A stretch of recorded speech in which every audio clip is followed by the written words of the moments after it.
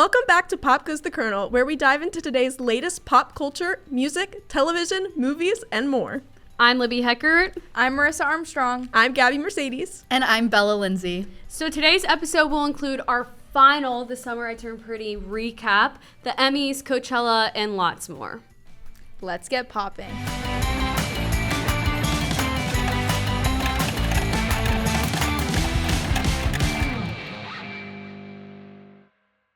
The opinions expressed on this podcast are the speaker's own and don't uphold the opinions expressed by the Kentucky Kernel.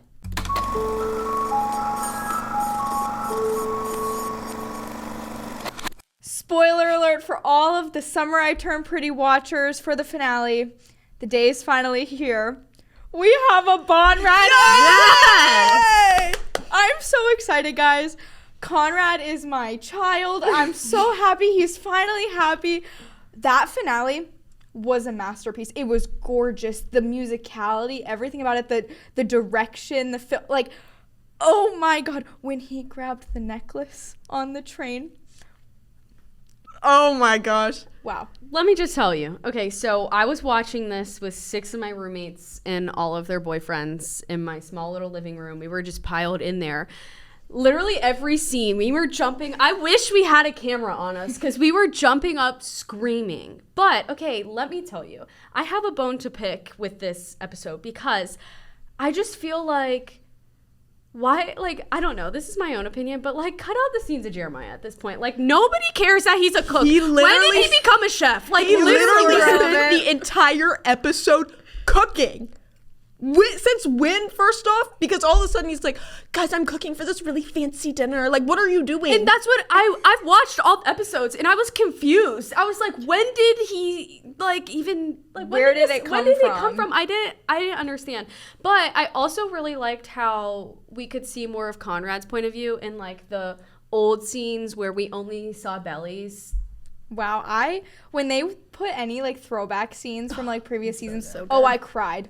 I was so genuinely, I'm sitting in my bed with my iPad all cuddled up, tears running down my face because I started watching this show when I was a teen, like I was Belly's age in her first season when I started watching this show and seeing her grow up and like all the memories just came flooding back. It just became so nostalgic to the first season that felt like a true summer and I just miss it and I'm so sad it's over. But it's not really over, is it now? Oh boy.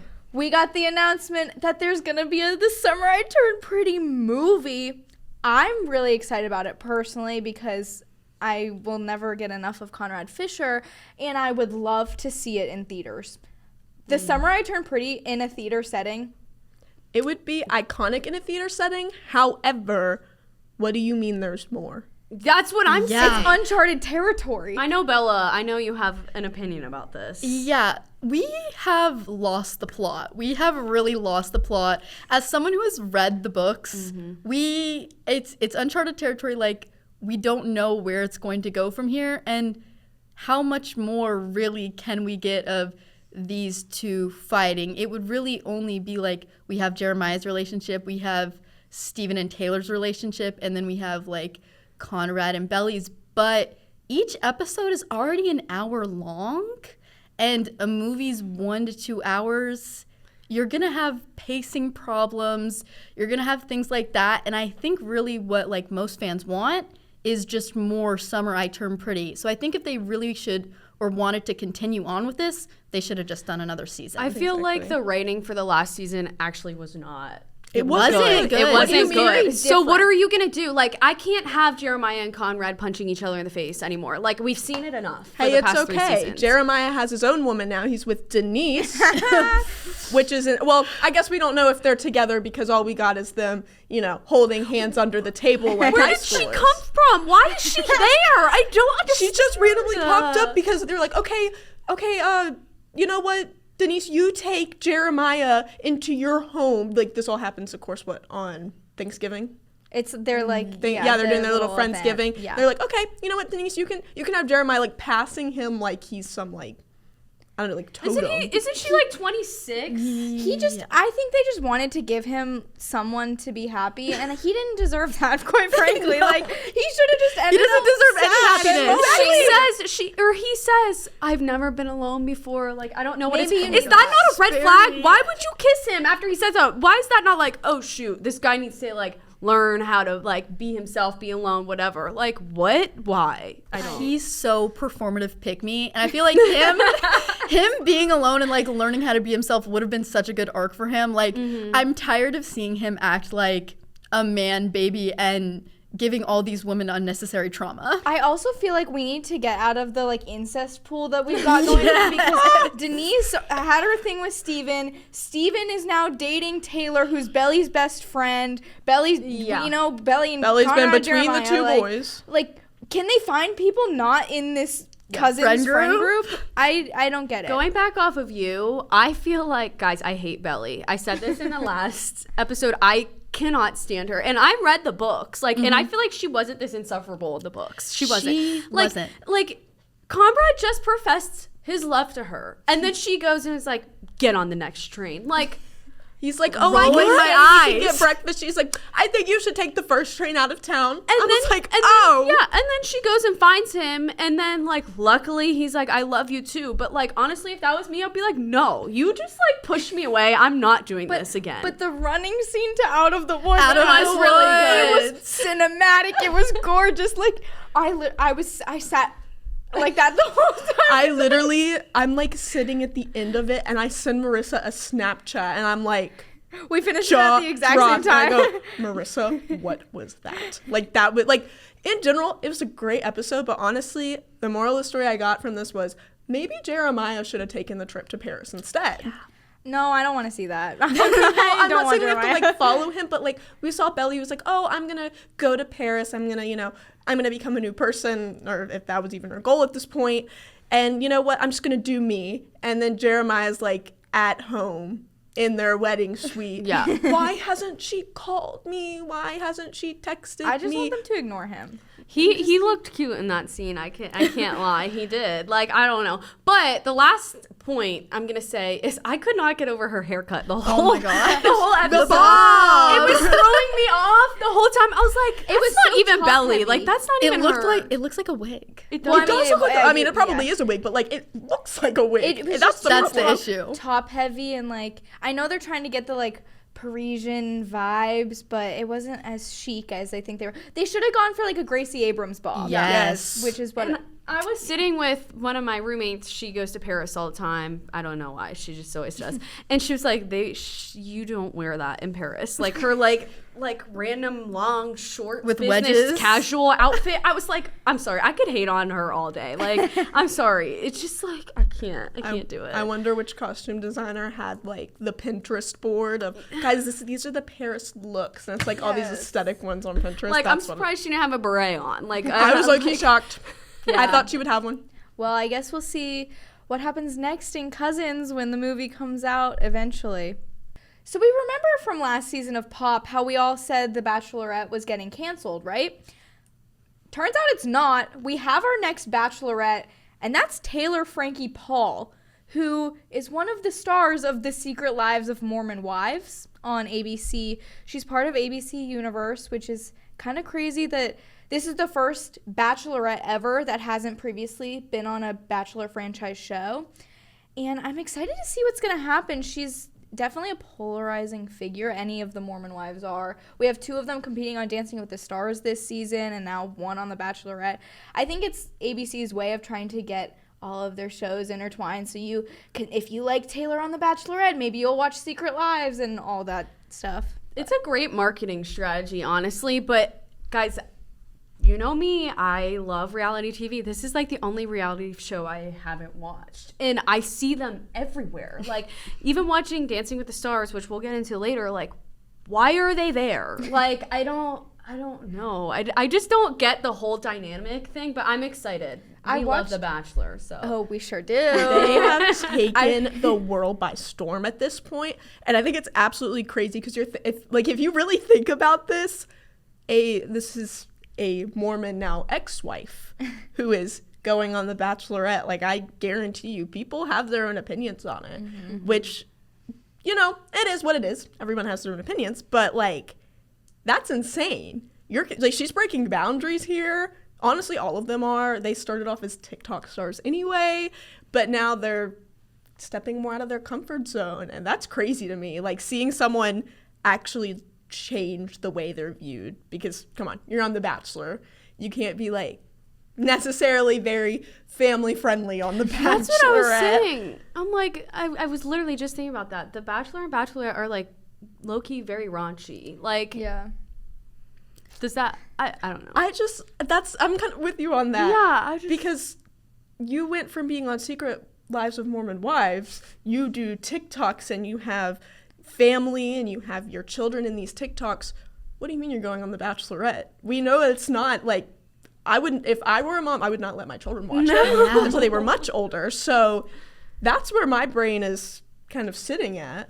I'm very interested to see how the whole Mormonism aspect, and especially her having kids. I don't really think there's really ever been any bachelorettes that have had kids play into the whole dynamic of what The Bachelorette is as a show. It's low-key giving Huda from Love Island. So just, true. you know, maybe I'm a a little mommy. different. She might actually pull the Mamacita card. I'm really curious to see if any of the people applying to the season, like any of the contestants, how many of them do you think are going to be there just for clout? I know it's been a problem in the past on Bachelors and Bachelorette seasons, people just wanting to be on the show for the clout of it, but especially now that she's already an established celebrity, it's probably going to be even worse. So we'll see how it plays out. I'm excited to watch. Obviously, I'm going to watch because I love the Bachelor franchise, but we'll see what happens.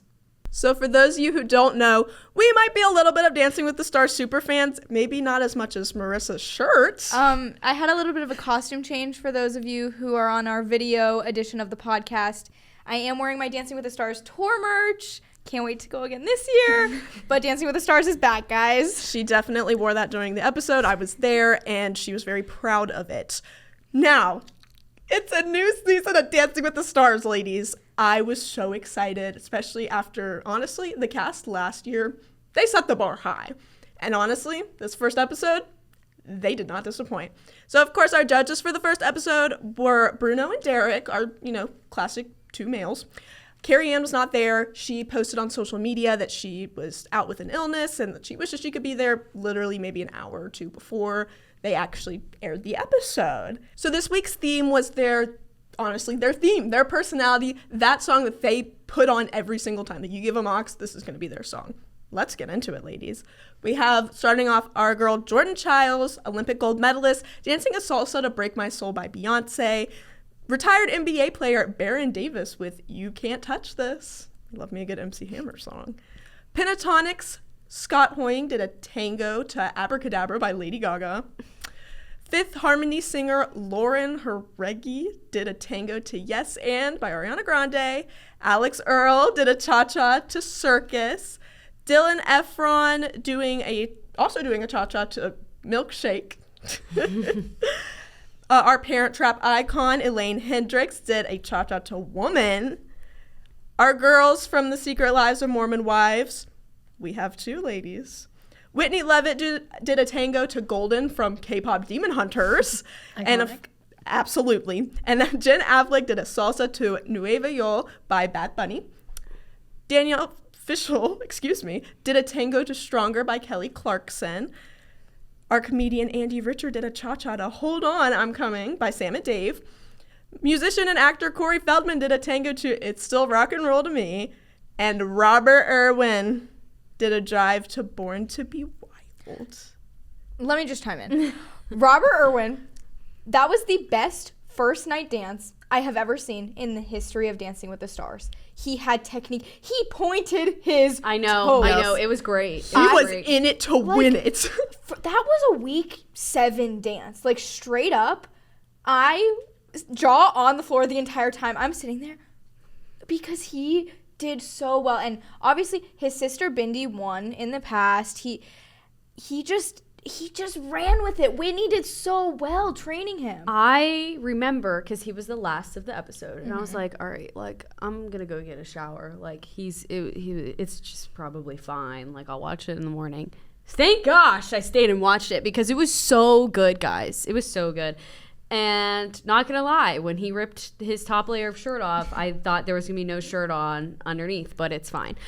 But my girl Alex Earl, she did great. I'm very proud of her. She looked so good. It was great. You could tell she was really stiff, though. She was nervous, which is fine because she's just perfect. So, yeah, I thought it was great. That was definitely one of my favorites from the night, but maybe just because I love her. Honestly, like, I liked Alex Earls. I also really liked her entire mantra with it. Yeah. It was circus themed. There was fire in the background. I love that the troupe was on her dance too. Yes, me too. But it definitely was not my favorite. I wasn't really a big fan. I know she's going to improve. Libby, don't come at me. I'm not. I definitely think she's going to improve. And honestly, I feel like that's a really good start for someone who's going to improve. Honestly, besides Robert Irwin, who I think captured literally all of our hearts, Danielle Fishel. Topanga.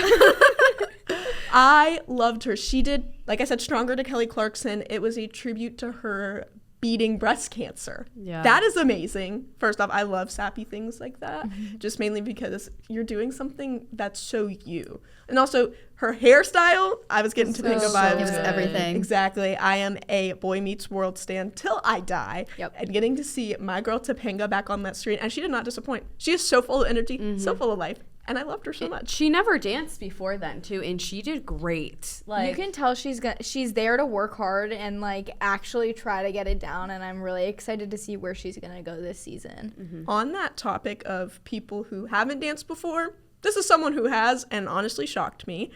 I was really impressed by Elaine Hendricks. She's our Parent Trap queen, our icon. Absolutely loved her in that movie, for the record. She had no ballroom experience. She's like, oh, I did a little dance here and there. Not really a big fan. And I know a lot of people were like, oh, she's okay.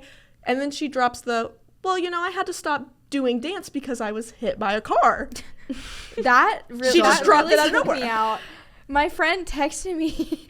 She said that. My friend is like live texting me as the thing's going on. She said, I had dance experience, whatever. She's like, this doesn't seem fair. And immediately she said, and then I got hit by a car. And my friend was like, I feel like a horrible person. And I was like, Irene, it's okay. People were crying over her performance. I believe she got a standing ovation as well, just because people were so proud to see her there.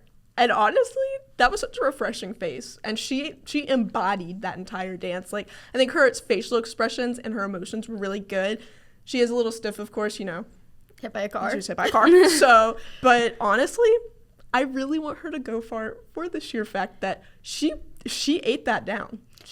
And it was really sweet that her Parent Trap co-star, Lisa Ann Walter, was in the crowd. And during media, she got very teary-eyed and cried about how proud she was, saying how much she loved dance, and then she got hit by a car, and so she was just so happy that she was back and doing what she loved, and that made me kind of sappy as well. I love that. Guys, I've actually never seen The Parent Trap before.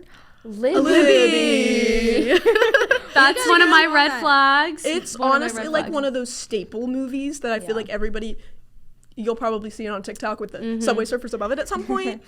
In all honesty, you know what? Highly recommend. Would watch it. But I have seen High School Musical. I get it? Yeah. Zac Efron's brother, Dylan Efron. I loved his milkshake dance, guys. So good. I thought it was great. It showed his personality great. He was killing it. I loved it. I've seen people call him the Danny of this season, and I totally think that's true. It. It's he's just there to just have a good time and be attractive. Yes, literally. I'm gonna be so for real when they pan the camera and he's standing on top of the judges table and Milkshake starts playing. He's shaking that thing. And he's shaking it. Like, he just starts out with that. And it was the funniest thing. Bruno's like, I was really close. I was like, oh gosh, okay, well, But honestly, dance was pretty okay. What a song choice. That's my takeaway from that. What a song choice. It's so funny. And also, going forward, both of our Mormon wives did so well. They did. I was shocked. Whitney's so good. I thought Whitney was going to be like the absolute charm. I thought that was the best we were going to get. And then Jen went too, and I was like, wow. And Jan has never been a pro before. This is his first season. I thought his choreo was great. It was amazing. I loved it. So good. I'm so excited to see where that duo goes because it is his first season. So I'm hoping he can make it far because I think that would be really incredible for him. Speaking of pros, the icon of dance himself, Mark Ballas, back as a pro. You have no idea how excited I am. Happy to see it. I literally just watched his curly hair routine last night. It popped up on my For You page, and I was like, yep, this is for me. I'm so happy to see him back on the Dancing with the Stars floor. And honestly, his choreo also incredible. It was really good. I mean, you can see why he was a pro before, so to see him come back. And also, he's having the time of his life with the cast. You can see the TikToks of them. Like, he's living his best life, and I'm here for it. I have to say, though, I did hear a rumor that he only comes back when he gets to pick his partner. Oh. So he wins. I know that rumor is true, actually. So, and they were my favorite couple before Robert Irwin went, but I think it holds a lot of weight that he gets to pick his partner. Yeah. And I mean, it's no secret. Julianne Hough talked about it in the exit interviews. Whitney from Secret Lives competed against Whitney the pro and a lot of other pros because she was a competitive ballroom dancer in her youth. So I think that's important to remember. We can kind of see that his last pairing was Charlie D'Amelio. Yeah, all of his past partners in recent years have had some form of dance experience. So we'll see if that bites him in the butt in the end. I don't know. I'm excited to see, though, how far that couple will go. He's definitely in it to win it. But overall, I think everyone did incredible. There was no flop, in my opinion, really. I thought this is going to be a hard season, realistically. I don't know how it's going to go. I don't want anyone to leave already. I don't want anyone eliminated, but honestly, it will all come down to the next episode. We'll see which couple's the first to break our hearts and go home. In the double elimination. Oh my gosh. Camp Rock! Guys, Camp Rock 3 is officially in production, and I'm so excited. All three Jonas Brothers are going to be in the cast at reprising their roles, and I'm so excited. And Demi Lovato is acting as an executive producer on the film, so she will still be part of it, hopefully making a cameo. She's not officially in the cast, but hopefully she'll be making her cameo. We have other rising Disney stars like Malachi Barton from Zombies 4 going to be in the cast, who I love. I don't know about you guys, but I love the Zombies franchise. One thing about me. But growing up, I always say you were either a High School Musical kid or a Camp Rock kid. Obviously, I love both, but I was a Camp Rock kid through and through. I think that Camp Rock 2, The Final Jam, is one of the best DComs of all time. So incredible, and I'm so glad we're finally getting a third movie, and I hope it lives up to what the other two were. Yeah, I'm actually so excited for this because I teach dance over the summer, and I was teaching these younger kids. I was like, all right, guys, like you can pick what we listen to today. They're like, zombies! I'm like, Camp Rock! And they're like, what's Camp Rock? I'm like, Then you gosh, feel I'm then you feel officially old. old. Like, what? So I'm happy there's another one coming out, so now they can know what Camp Rock is. And I saw a TikTok of the Jonas Brothers at like a camp. Did you guys see that? Yes. It was the set. Yes, and I was like, oh, this We're is so so back. exciting. This is gonna be amazing. And even like this summer on their tour, whenever they sang with Demi Lovato and sang the old Camp Rock songs, I'm just so excited. I don't know, y'all. It ain't Camp Rock without Demi Lovato. I know she'll be on set. She's executive producer, but she was literally she's really good. Like, guys, come on. I have a strong feeling that she's going to be making a cameo. I don't Yeah. think that we'll be seeing the last of her in Camp Rock. Personally, I've been in love with Nick Jonas since he sang Introducing Me, and then fell in love with him in Jumanji. So I'm very excited for him to be back. And I think that this will maybe help Joe Jonas's reputation a little bit ever since he broke up with Game of Thrones stars Sophie Turner. So Yes. I'm just so excited for all the kids in this new generation to kind of come back into our world. All these reboots, I know we clown them all the time, like, why are we coming out with another one of these? Like, just go back to the classics. But the kids these days, they're not going to watch the classics unless they get a new iteration of it. So hopefully this will really incentivize them to, like, go back and see our movies. It makes me feel old. Like, we're not old. Hey, they better do it right. So guys, it seems like the awards show season quite literally never ends.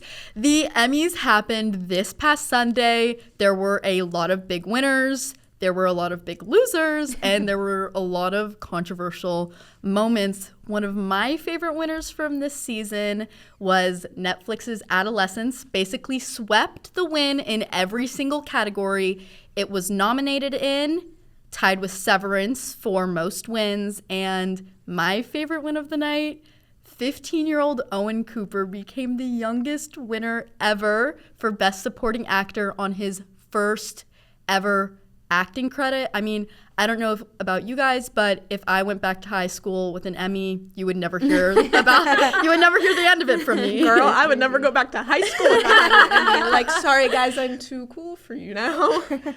But y'all, we talked about it last season. Adolescence, through and through. Honestly, that was such a good story told too, because like, that's such a real life topic in particular.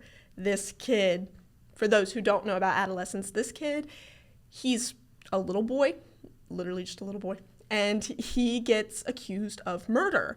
And all of a sudden they're like, you're under arrest for the murder of one of his classmates. And he keeps saying, I'm innocent, I never did it, yada, yada, yada. And he gets charged, he's found guilty. He plays the innocence card almost the entire movie. And then he gets to the end and he's in this psych ward looking place. And he up and admits, like, oh yeah, I did it. He's like, crazy, of course, crazy. It's like one of those like, oh, I'm rocking back and forth in my bed. And I'm like, yeah, I did it. Oh. I'm not apologetic. You know what? I did it. Like he crazy. Ends up, by the end of the movie, he's gone completely insane.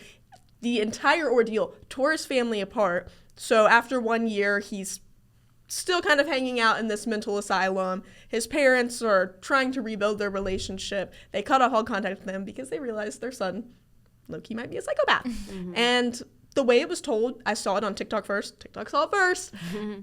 And then I just wanted to watch it so bad because that's my vibe. I love the true crime. I love the documentary style. And for it to win, I'm a little shocked because I didn't know if there was anything really better. I mean, Bella, you're all about movies. All she talks about is her Letterboxd. So, honestly, did you see it? I did see it. Psychological thrillers and mysteries are kind of like my favorite things. And for it to beat out Severance and tie with Severance for most awards, which was, I don't know if you guys watched it, but it was a TV show that has taken kind of the world by storm in its third series, and it's something that whenever Adolescence went over it, a lot of people were upset. But I mean, I can't lie, to deliver that kind of performance at 15, you gotta really have some acting chops for it. The fact that like he's going down in history as the youngest male Emmy winner right now, like that's insane, and I'm so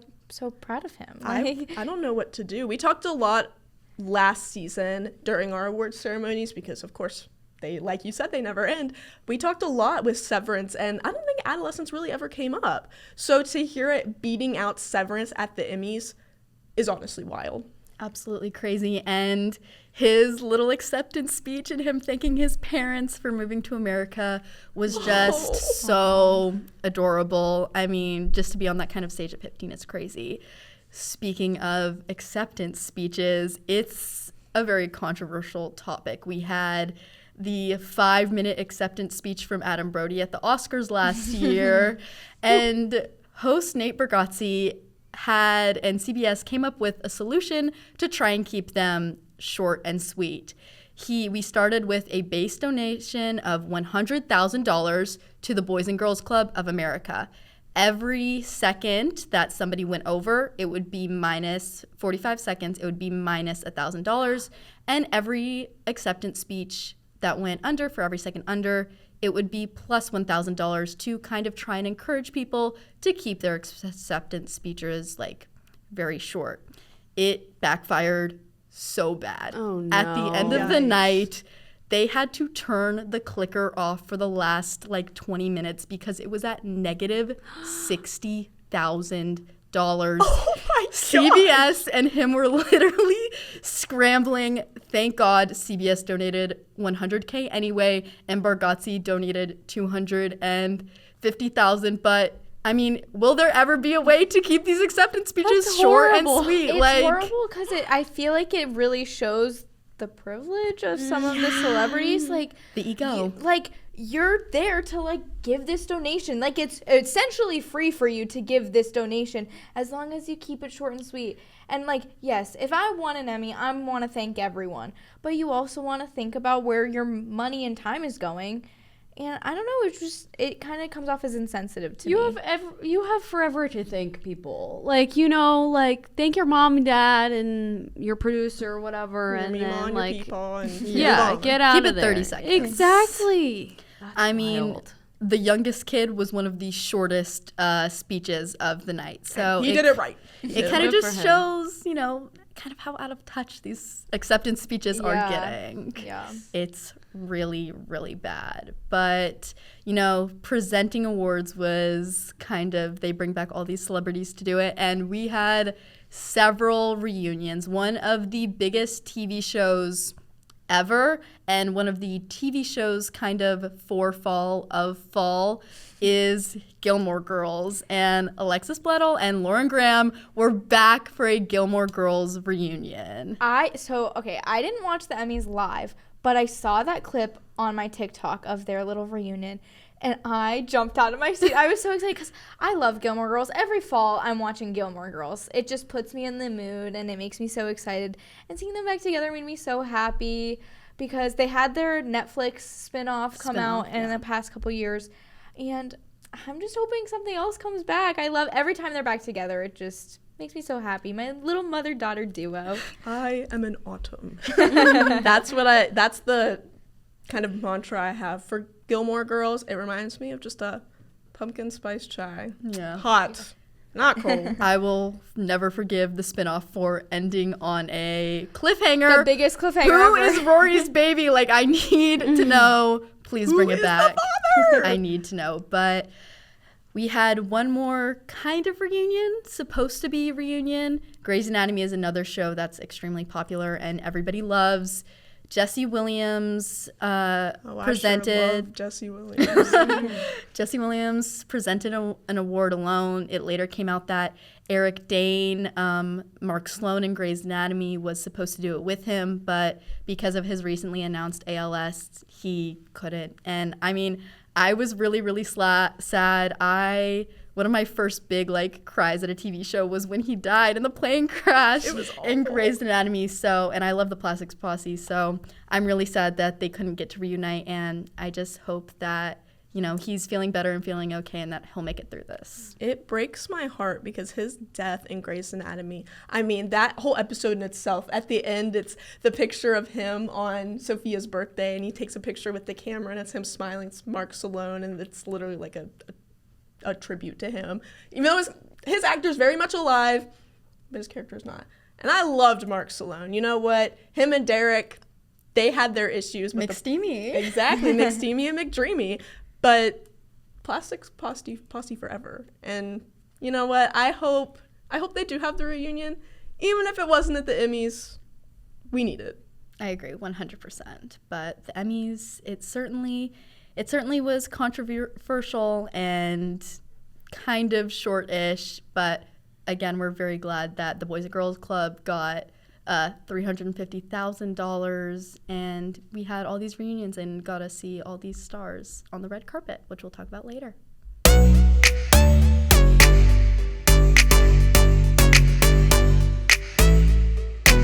It's never-ending festival season in the music world, and Coachella's lineup just recently dropped. Let's take a look at it.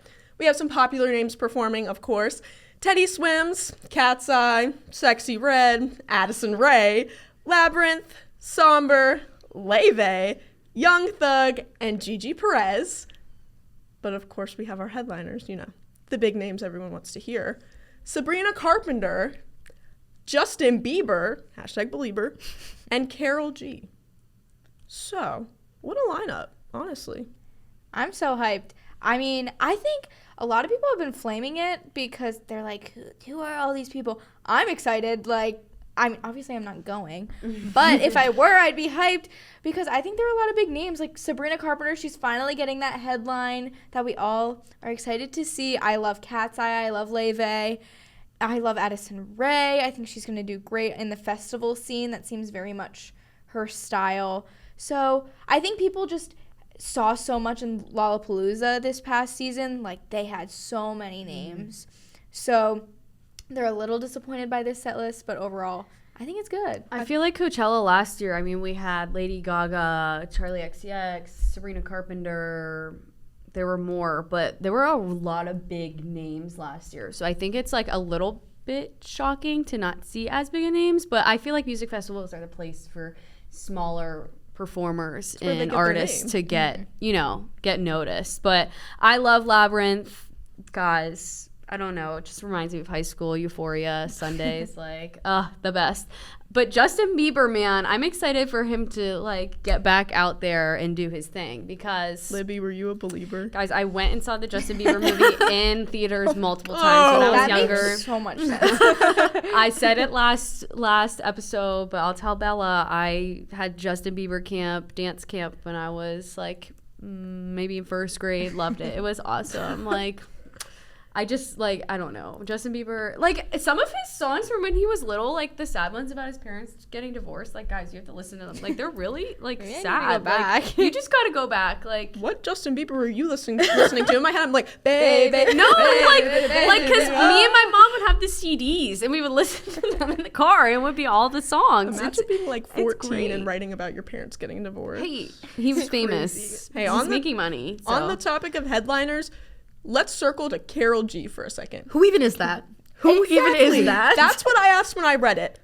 Did a little bit of research and digging. She is a Latina artist, and she actually headlined at Lolla. So I didn't even know this, but she's released a couple of songs that have apparently taken not only the Latin communities by storm, but also America.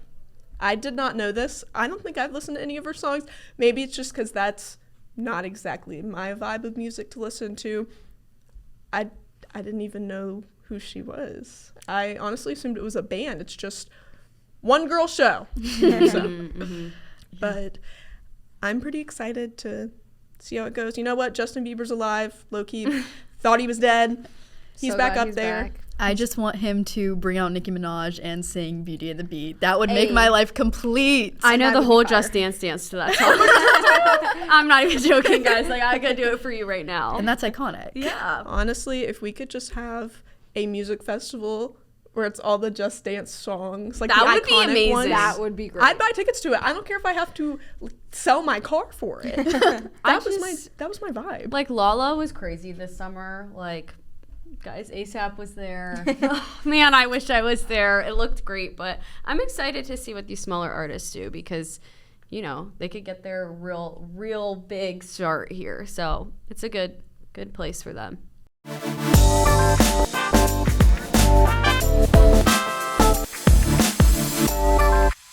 So we talked about the Emmy Awards. Let's talk about the fashion looks on the Emmys.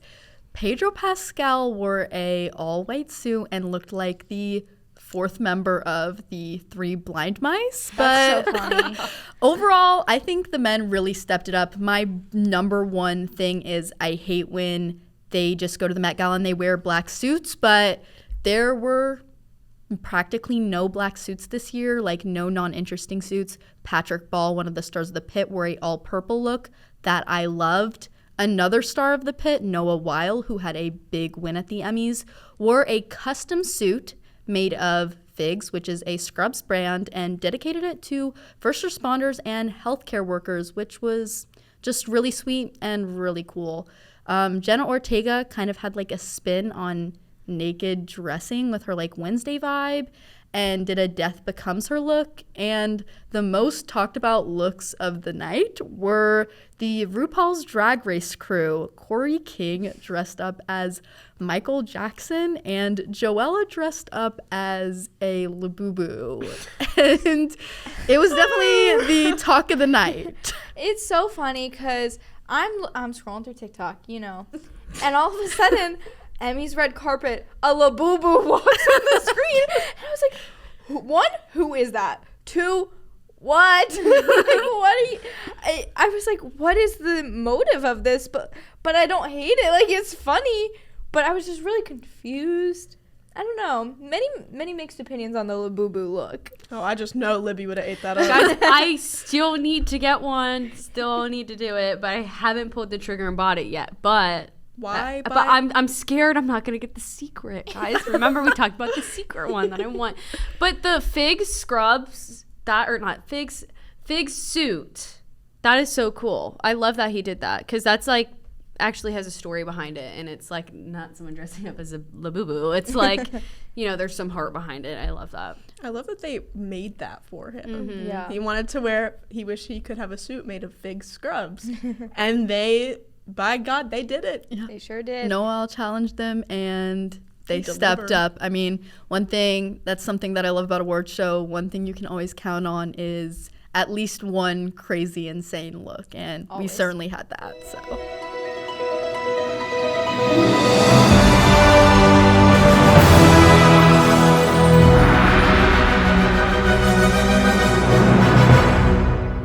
Some celebrity couples have broken up and gotten back together in many different instances. I don't really know what's going on with them right now, but I just wanted to touch on this real quick. I know we talked about Love Island last episode.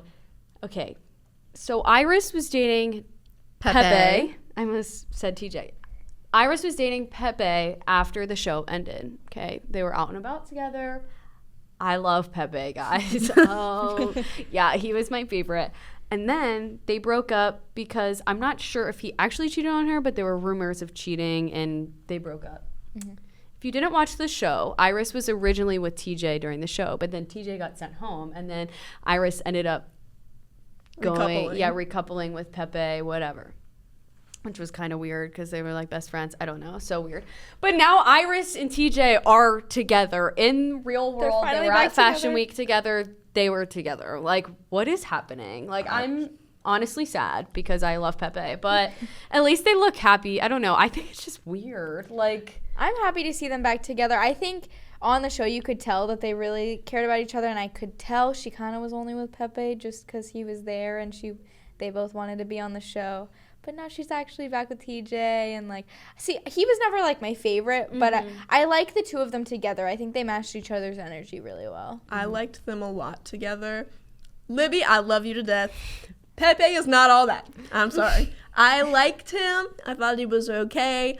But regardless on whether or not the rumors are true, I wouldn't be surprised. Yeah. Me neither. I mean, I loved Iris and TJ, and when I saw that freaking TikTok that they posted to the Barbie sound, I literally screamed and was so excited. I literally think I sent it to Marissa. Yeah. I was like, I am so happy about this. But speaking of celebrity couples, Outer Banks star Chase Stokes and Kelsey Ballerini broke up. A lot of people love these two, and I seriously did not see this coming because he literally posted for her birthday a couple days before it was announced. So I was like super shocked that this happened. It's so crazy. Like, it was literally 2 days before the exclusive drop that they had broken up. So they must have like literally broken up and then texted their managers or whatever to drop the news. They didn't even take like a day's rest. It's really sad. I haven't watched Outer Banks, so I'm not like super in on their couple, but I know they have a big fan base following them, so it's sad to see. They do. And I mean, Kelsey Ballerini's this might be a little selfish, but her last album was a breakup album, and I absolutely loved it. So I just hope that maybe we'll get a couple of really good breakup songs out of this. do we think Sarah Cameron got in between them? Oh, boy. Maybe. I actually do not like Madeline Klein at all, so I hope not. Me neither. I'm with you there. going off of some celebrity relationships, we've got some drama going on. I don't know if you guys remember 2022, the Try Guys scandal. Essentially, Ned Fulmer was a member of the Try Guys, which was a group of 4 guys. They had a YouTube channel where they'd try new things, whatever. He was a member of this group until he was found having an affair with one of his employees that worked under him. Yikes. But the crazy thing about this was, on the Try Guys, he was known as the quote-unquote wife guy, where every episode he would talk about his wife and how much he loved them. They were high school sweethearts, and it was a whole thing. They had shows together, podcasts together, and then he was having an affair with an employee that worked under him, and it became a nationwide scandal. SNL did a skit about it. Like, everyone knew the name The Try Guys because of this scandal. So, moving on to today's world, Ned and Ariel, his wife, now ex-wife, have gone completely silent up until this week. Ned dropped his podcast called Rock Bottom, and this was a rebrand of what his old podcast was that was supposed to be with his wife about them starting a family together, and it's now Rock Bottom, and he had Ariel, his ex-wife, on the podcast. Whoa. For a whole hour-long discussion about their divorce and how she felt about the affair and things like that. I cannot imagine, 1, being in her shoes, having to face him, 2, agreeing to go publicly with this podcast. It's crazy. But she mentioned on the episode they are no longer together. This is the first confirmation that we've actually gotten that they have since broken up, because they have been seen out and about together. They went to a Taylor Swift concert together, but she confirmed that they're still friends because they have 2 children together. So they have, they still travel together, but they're since separated and openly dating other people. And so it's just crazy that she would have agreed to speak on this after the phenomenon that it caused. She better be getting that bag, let me tell you. Yeah. If that does not bring in revenue, she did all of that for naught, at least in my eyes. Because you know what? If you have to go public with your divorce, that's a whole other issue. And the fact that it was such a public breakup too, you would never catch me within 100 feet of that man. I think the craziest part is that he rebranded his podcast that they had together about raising their children. So he he had all those followers from that podcast. He had all those reviews. That podcast was at a 4.9 stars.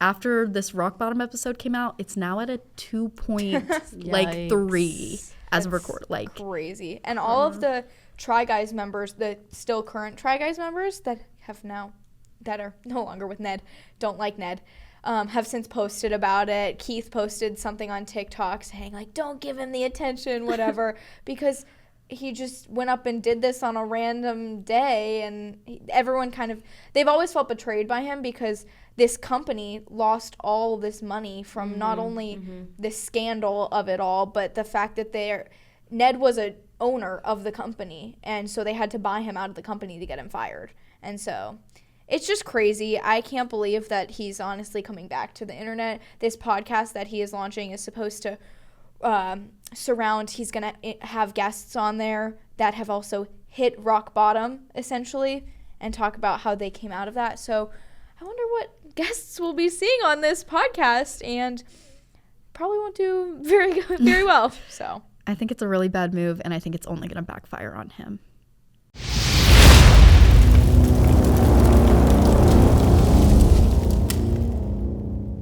We're back with some more of our hot takes this week. I'll start off. I think that we're losing actual technique on Dancing with the Stars. As much as I love the tricks and the gimmicks, the point of Dancing with the Stars is to teach these celebrities how to dance. And I think that's more important. The actual physical technique of the dance is more important than the gimmicky moves. I mean, we all know I grew up a dancer. I thrive in judging the technique of it all. And I feel like that's really what we're missing ever since Len is no longer a judge on the show. In all honesty, I didn't grow up as a dancer, but I thought there was plenty of dancing. I think the only dance that really didn't have a ton to it was yawns because there were so many lifts. But other than that, I feel like there's a lot in Dancing with the Stars. Plus, it was also like their first week this week, so who knows? They could up the antics a little more. I don't know. I personally think they're doing pretty well with the dancing aspect. Kind of going off of dancing and music. My hot take: Justin Bieber belongs in 2016. Sorry, not sorry. It's. Is it too late now to say sorry? Probably not. You know what? His Just Dances were good. That's all I got from him. He's just trying to keep some relevance. And you know what? It's over. And I mean, he's had to say sorry like a lot. The past 5 to 10 years, every single public appearance or like concert that he's done something controversial or done something crazy or acted crazy. So I think that I agree with Gabby. I think he just needs to stay in his prime and, let Mistletoe and Baby and I'm Sorry kind of keep giving him money. Mm-hmm. All right, well, I'll go. Okay, guys. I don't like the Mormon Wives. What happened to the Real Housewives of New Jersey, the Real Housewives of Orange County, everywhere? Like, we all know I grew up watching that with my mom. Why can't they be famous? Because they're so much better. Like, the drama is amazing. The Real Housewives of New Jersey, so great. So why do we have to go to the Mormon Wives? Like, why do they have to be on everything? I don't understand. See, Loki, I disagree. I watched a couple episodes of it. I was really entertained. I thought that it was, because the whole premise of it is just kind of so ridiculous that it's a dumpster fire that you can't stop watching. And I was like, what's happening? So I think it's a new era of reality TV. These TikTok stars, you never know what you're gonna get with them. I agree. Yeah, I kind of, some of the Mormon Wives were on Dancing with the Stars, and I'll go back to that with my hot take. I do not like Alex Earl at all whatsoever. I hate that she's going to get really far because of her following. We talked about out of touch celebrities. I think that she is one of them. I think it's a pretty well-known fact to you three that I'm a huge F1 fan. She went to Miami F1 last year, the year before that, and she acted like she was this big fan, X, Y, Z. She knew all of these things. She got several team names wrong, drivers' names, and she called qualifying a race. And ever since then, she's just been in my bad books. And I also don't think her dance was that good. She kind of just stayed in the spot the whole time, and it just wasn't that good to me. So I just don't like her. Let me. Okay. I can see that. But I love Alex Earl because I feel like she's very real. I feel like the things that she posts, the things of her after a night out and stuff like that, she's just like authentically herself. And I like it because it's like, all right, we need some like real vibes here. I do not think she knows anything about sports or anything like that. I will, even though she's dating Braxton Berrios, I don't think she knows anything about it. And I don't think here we go on a tangent, as a woman in sports, like, I don't think you should, I don't know, why are we, but I don't know. Pretending to be a fake fan. Exactly. But I love her. I'm sorry, guys. Like, I do. I'm literally, this is one of my flexes. Like, I've been one of the first people to watch one of her TikToks and like it. Like, they just all come up on my algorithm because they know I like her and I love her sister and all her friends. And maybe, I don't know, maybe it's just because I want to be her. I don't know. Like, maybe TikTok famous, I guess, but we'll see. I don't know. I'm excited to see where she goes within Dancing with the Stars. But I totally get that. I kind of just think she's fake. And do you remember when she posted about having that throw-up dress in her closet? Yes, I do. For like a year. That. I do remember Ever that. since, it's just been kind of like, But I hope she does well for you, Libby. I'll support her for you. We hope you enjoyed this week's episode. Be sure to check out our website at kykernel.com. And be sure to follow us on all social media platforms. That's X, Facebook, Instagram, TikTok, YouTube, and Spotify. Thanks for tuning in to Pop Goes the Kernel. See y'all next week.